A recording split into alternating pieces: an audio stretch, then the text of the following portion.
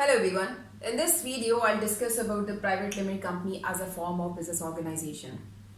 So the first advantage we have is the legal identity of the company, which means that the owners would be separate from the company and there'll be separate accounts for the owners and separate account for the companies. Secondly, there'll be continuity of the company. If any shareholder passes away, it means that the company would not dissolve, company will still run as a private limited company, the existence would not end.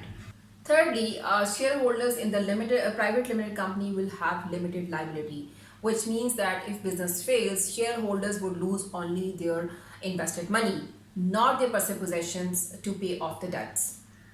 Fourthly, in case of private limited company, there will be more chances of raising finance, there will be more capital by the shareholders, because in this case, sometimes there is no upper limit for the shareholders, and in some countries it is 50, which means still 50 people will be there to invest in the company.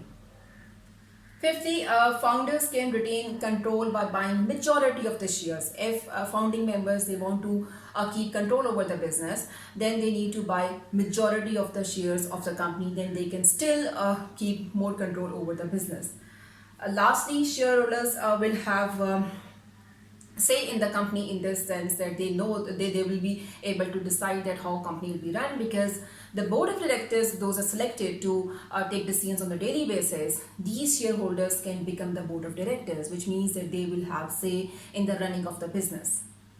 On the other hand, about the disadvantages, these private limited companies are not open to general public, which means that we cannot sell our shares to the general public. It's just people we know, our friends and family and relatives. We can only sell our shares to these people. Secondly, shares cannot be sold freely, which means that whenever any shareholder wants to sell shares to somebody else, they need to take the consent from all the existing shareholders. Lastly, private limited companies have to make all their documents available for the government department. They have to, every year they have to send their documents, those accounts which they make, income statement of financial position, they have to send to the registrar for the inspection. So these are different pros and cons of running your business as a private limited company. I hope you understand this topic. Thank you for watching the video. Happy learning.